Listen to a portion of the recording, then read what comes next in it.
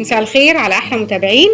النهارده يوم حلو جدا عشان انا ولادي بيحبوا الزلابيا، فانا عامله لكم النهارده زلابيا بمكونات بسيطه هتلاقيها في بيتك، بطريقه بسيطه جدا وخطوات بسيطه. تابعي بس معايا الفيديو وانت هتعمليها ان شاء الله انجح من بتاعه المحلات. عامله بصوصات مختلفه، وجربي براحتك والعبي في مطبخك زي ما انت عايزه. انتوا عارفين انا دايما بقول ان الاكل في المطبخ ده عباره عن لعبه، كل واحد بيلعب براحته زي ما هو عايز بالمكونات. ما تنسوش تعليق حلو وسبسكرايب ولايك جميل زيكم كده. ويلا بينا على المكونات. المكونات معايا 3 كوبايات من الدقيق، من الكوبايه اللي هي دي، اي كوبايه مج عادي بتاع الشاي.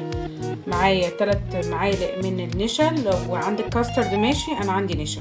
وعندي حوالي معلقه كبيره من الخميره الفوريه، ومعايا حوالي معلقتين من السكر. دي بس المكونات. هحط على 3 كوبايات من الدقيق كوبايتين من الميه دافيه شويه عشان خاطر تشغل معايا الخميره. دلوقتي هنحط المكونات اللي انا قلت لكم عليها: الخميره والسكر والنشا. النوع اي نوع متعدد الاستخدامات عادي، مش هتفرق يعني. وكميه الميه برضو بتفرق مع كل نوع من الانواع الدقيق. انا هحط دلوقتي كوبايتين، هحط اول كوبايه واعجن وهجهز التانية.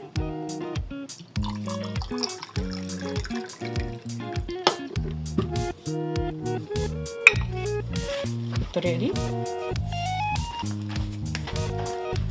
هنزل بالكوبايه التانية.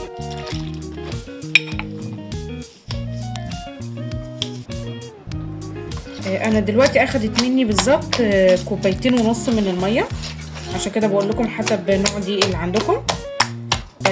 بس انا بعمل الخطوه دي عشان خاطر الهواء يدخل جوه العجينه وتبقى حلوه معايا. دي من الخطوات اللي بتخلي الزلابيه تنجح. معلش انا قلعت جلافز عشان مش عارفه اتعامل بيه،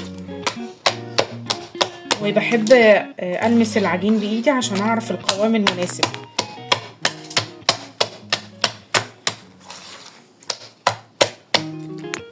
انا بالنسبه لي قوام العجينه كده كويس، هي الزلابيه ما بتبقاش اتخن من كده.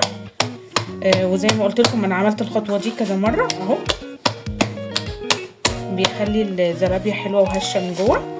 انا هغطي الزلابيه ونسيبها تخمر حوالي نص ساعه يعني حسب الجو عندك عامل ازاي، وهنشوف بعد كده هنعمل ايه في المراحل الجايه. انا دلوقتي هبدا في مرحله قلي الزلابيه. بنجيب حاجه تكون غويطه شويه، انا عندي هنا طوه شويه او حله او اي حاجه اللي متوفر عندك يعني. طبعا الزلابيه بتتقلي في زيت غزير، فعشان كده بقولك تجيبي حاجه تكون محكومه، ما تجيبش طاسه واسعه ولا حاجه عشان كميه الزيت برضو متبقاش كتير. وبنحط شويه كده يعني قد ربع الحله او ربع الطاسه اللي موجوده عندك، لو طاسه غويطه تمام. انا كده بالنسبه لي تمام. بجيب كمان طبق وبحط فيه شويه زيت صغيرين، وبحط فيه المعلقه اللي هقطع فيه الزلابيه علشان ما تلزقش معايا. انا دلوقتي دي العجينه بتاعتي اختمرت اهو زي ما انتم شايفين زي الفل.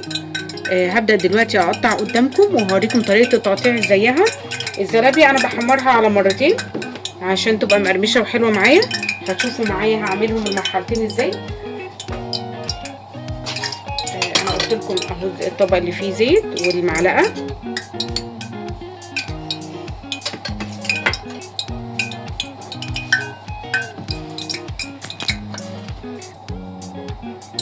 انا دلوقتي بايد همسك كده العجين زي ما انتم شايفينها اهي، وبالايد التانية المعلقه اللي فيها الزيت اهو بمسك الطرف بس عشان ما تطلعليش معايا كبيره بالطريقه دي، وبنزل بصباعي. تاني واحده اهو بحط في الزيت برضو وبايدي اهو زي ما انتم شايفين، وبنزل كده عشان تبقى كلها متساويه ونفس الشكل. انا بعمل اول حطه اهو، مش هخليها تحمر، هوريها لكم هتوصل لانهي مرحله وهطلعها. انا بشمعها بس، وبعد كده تاني مرحله بقى بحمرها. انا عشان ما اطولش معاكم هعمل الكميه وهوريكم هعمل ايه الباقي. انا كده دي اول مرحله، انا مش بخليها تحمر جامد، يعني اول مرحله كده بس يا دوبك بتتشمع وتتنفخ معايا وبطلعها. في تاني مرحله هي اللي بتقرمش معايا، وده ليه؟ اولا عشان عندي العجينه اختمرت وخلاص، فكده انا بوقف نموها. تاني حاجه ان انا لما بحمرها تاني مره هي اللي بتقرمش جامد، فبتبقى معايا بطريقه شكلها حلو وطعمها حلو. تابعوا معايا بقيه الخطوات. زي ما انتوا شايفين كده طالع كله نفس الشكل، لقمه صغننه وما فيش اشكال خزعبليه زي اللي كنا بنشوفها. هوريكم في الاخر. انا كده هخلص كل الكميه وهوريكم الحطه التانيه وانا بحطها. انا في المرحله دي هحط الزلابيه مره كمان. انا كنت قلت لكم ان انا عملتها مره، المره دي ما حمرتهاش جامد عشان الزلابيه بحمرها مرتين عشان تبقى مقرمشه. انا دلوقتي هنزل الزلابيه، هنبدا نقلب فيها كده وهتلاحظوا ان لونها هيبدا يحمر وهتقرمش معاكم. احنا بالمنظر ده زي ما انتم شايفين بنفضل نقلب فيه عشان ياخد كله نفس اللون. شايفين اللون ويمكن سامعين القرمشه كده. انا بالنسبه لي جاهزه، انا هطلعها وهوريكم كذا طريقه للتقديم. انا كده طلعتهم من الطاسه اللي كنت بحمرهم فيه. هديلكم افكار بسيطه للتزيين. ده معايا شربات تقيل ومعايا سكر بودره، ده الحاجات التقليديه اللي بنعمل بيها الزلابيه. في حاجات تانية انا هوريها لكم دلوقتي زي الشوكولاته البيضه، الشوكولاته بالحليب، وصوص الفراوله. دي حاجات اضافيه.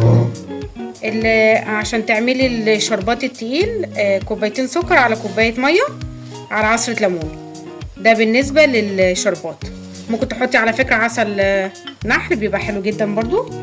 بالنسبه للسكر عادي ده سكر بودر بيتباع بره، او انت بتطحنيه عادي في البيت، بس خلي بالكم عشان اللي بيتباع بره بيبقى فيه نسبه من النشا.